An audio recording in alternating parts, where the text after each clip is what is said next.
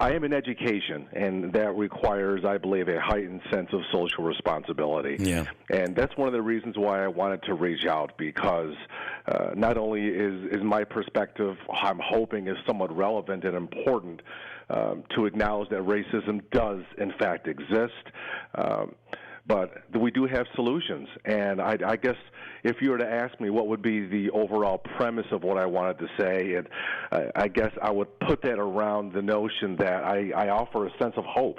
One of the things that I am not hearing, and again, nobody has privy to all the comments in our media, but I'm not hearing much about what is next in terms of solutions. Yeah. Where do we go from here? I was really disturbed by the comments surrounding the All Lives Matter and the Black Lives Matter. These are very powerful tools. Mm-hmm. But at the same time, during crises, you really have a glimpse into what is truly in people's souls. And that is also very concerning. Facebook has become an insidious platform for reinforced venomous rhetoric. And I'm trying to change that. I think that we have to be able to, no matter what flavor ice cream you prefer, right, we can sit down and have a conversation about how can we move forward even though we desire different flavors. That's what is missing. That's a big part of what is missing. Mm-hmm. And the last thing, Bill, I will add is that the world of education is a really wonderful qualifier and equalizer. Not everybody has access to quality education, but education gives you the opportunity to be in the room to have these conversations. And, I was raised in a time, and I have experienced a lot of things in upstate New York my entire life. Some good, some great, some really deeply concerning. But my father always said, you need to become qualified and educated in your advocacy or stay on the porch and shut up. Anybody can throw the rocks. Anybody can spew venom. Yeah. That takes no courage, no class, but it takes a lot. And it takes sincerity to be able to step back, give your emotions time to calm down a little bit and look at things holistically, and then what is my contribution to making the world a better place? That is what is missing. Boy, that's really, really well said. And called a good cup of coffee. I'll give a puppy a coffee this morning. It does pep you right up, doesn't it? I want to ask you, though, what's missing? So... Because I find this is not a black issue. It's white, it's black, it's whatever. It's about your family. So you had a dad who created high standards for you, and we see this in white families as well. Without that parental guidance, without that those aspirations being taught to children, you see that vicious cycle just continue. It's absolutely, sure. And you see it in all families. But it does seem to be more of a high percentage in the black community. Can you talk about that a little bit and what kind of influence your dad had and your parents had on you? Well, I'm going to say something which is a little bit of a risk, but I am no stranger to taking risks because I believe that I have to be a proponent of what I perceive as my truth, which the value fits in a thimble. I think if you take the time to look at socioeconomics in our country and the consequences of socioeconomics, yes, you have a tendency to see increased crime, increased concerns, where the lower you go down the socioeconomic ladder. Yeah. I'm not sure if I agree 100% that that's all related to people of color. Yes, there is a higher instance of that, but you have to look at why that is. Mm-hmm. We don't have the conversations about things like redlining or access to basic services or access to a quality education. When people don't have these things, where do they have a tendency to live? Look at Brazil and why COVID is like a wave washing over the country. Mm-hmm. People have to live on top of each other. They have to live in circumstances which are just well beneath the means of what they need to survive. Well, a couple of things happen. People get angry, and then on top of that, they have a tendency to react in the only way they know how. Why? Because their toolbox is limited. And I'm not advocating. I'm just stating things that have a tendency to have fact. Like the governor said, which I love his expression. You are entitled to your opinion, but you are not entitled to your own facts. Right. My father is a remarkable man. He is a descendant of slaves. He holds 3 master's degrees. He was an electrical engineer. Even though, for the most part, my parents were divorced. I grew up on welfare. So, my father didn't become an influence in my life till much later in my adolescent life, where I started to mature and recognize that I needed somebody who is in a role of something that was respected and valued by community. My dad went from electrical engineering to a guidance counselor in the city of Utica. Mm-hmm. Historically, he was the first black math teacher in Utica City schools, and I only mention that because here in Utica, I was the first black dean at MVCC history. Wow, good for you. That is concerning, however exciting, because it just reinforces my position that people who are suffering, especially at the hands of socioeconomic status, a lot of people have a choice to do something about it. Mm-hmm. And there's not enough discussion about accountability.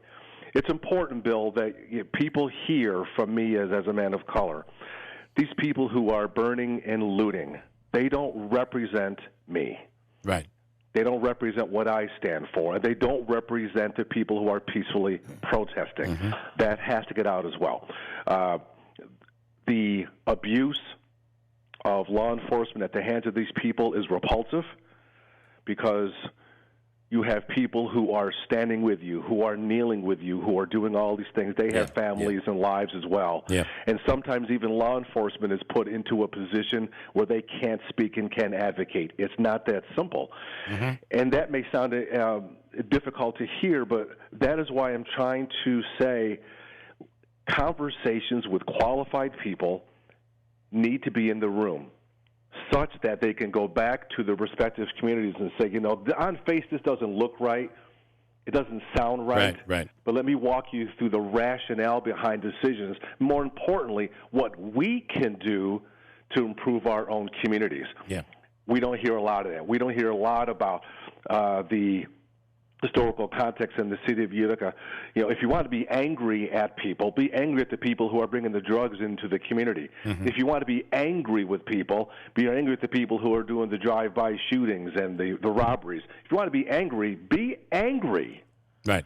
But first of all, place blame on those who are putting themselves in a situation where, they may have a conflict with law enforcement. Right. Law enforcement doesn't come into your community and start poking the lion. It's not how this works. There is accountability on all sides. The last thing I'll say is that law enforcement, too, does have a tremendous responsibility as well, which is why I've been asked to go speak to this academy, as I'm going to outline what I perceive as law enforcement's responsibility ongoing and during times of crisis. And quite a few people have really stepped up. I posted on my Facebook, the sheriff of Flint, Michigan. I'm fighting the urge to go meet this man. Yeah. Because you set down your helmet, you set down your baton. He put himself at tactical risk and said, listen, I'm here. I'm going to march with you. We need to stand together, but we need to understand the problem and how do we move forward. And what happened? No looting, no riots. It can work, but we have to have the courage to try. Really well said. And I'll ask you one final, if you can put this in a nutshell. Black Lives Matter, and people are saying, well, all lives matter. Why is that wrong? I don't know if it's wrong or not. That's an honest answer. I appreciate that. Well, it is. It's true. Yeah. I don't know if it's wrong or not. I heard the conversation this morning, and how I'm not sure it was perceived as racist. My father raised me, and again, I'm here representing Mark. My father raised me, never align yourself with an organization which segregates. I have experienced a lot of things, but I'm still have enough courage to stand up to say it doesn't represent everybody. Mm-hmm. I've had a noose hung on my door at work. Does that mean all white people are racist? No. Are you saying you've had that happen? 2008. You can Google it. Wow. That's unbelievable. Well, and I also forgave that person who did it. You know, I was. You know who it was? Oh, sure. You know, I was told in a third part of New York State by 3 sheriff's departments when I was doing my state bicycle ride that you need to carry a handgun because someone in this part of the state is going to make an example out of you. Does that was 2017. Wow. I was told I was in danger because my wife, who happens to be of German descent, we were in Selma, Alabama, and we were told we were in danger. Bill, that was 2019. Wow. You know, wow. But yeah. These things are going to exist, but I think the important thing is what do we do about it? I understand Black Lives Matter. I understand that.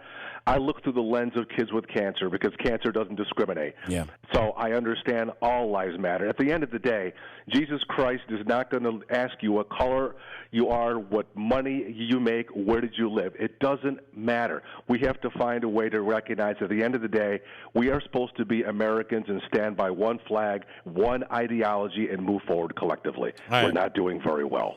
I do agree. At the very least, if the perception of an entire population is that they have to warn their children when they leave the house to make sure that they don't, they have a receipt in their pocket when they leave a store because it'll be assumed that they stole. That's correct. I was raised the same way. That is wrong. We can't allow that to continue. And while we have come a long way, yes, we still have a long ways to go. Well, you're part of the solution because you are in a position where you can get a message out to a lot of people. And again, we've been friends a long time, which is somewhat relevant. But the bottom line is, you had a choice to have the opportunity to bring another voice on. You do that. You do it without bias.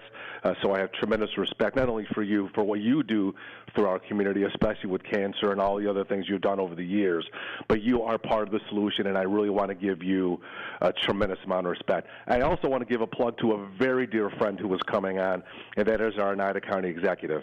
That is another person who consistently, through my lens, as a man of color, the Sheriff Marshall is one of my best friends. These are 2 people who consistently over the years have been willing to listen to my lens, my concerns on behalf of me being a primarily black man, and they welcome it, they embrace it, and that takes courage, and I want to applaud all of you. And when we were talking about this, I should have thought of you, but to be honest with you, I'm like, oh, that's right, he's black.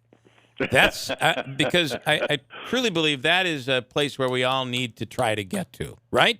That you don't look at someone based on the color of their skin. No. You don't even think about it. And that's really how I feel about you. We've known each other for a long time. And this is not a black and white issue. That's one thing that's really annoying me. That's something, too, yeah. Yeah, there's people of color, which is a very broad spectrum.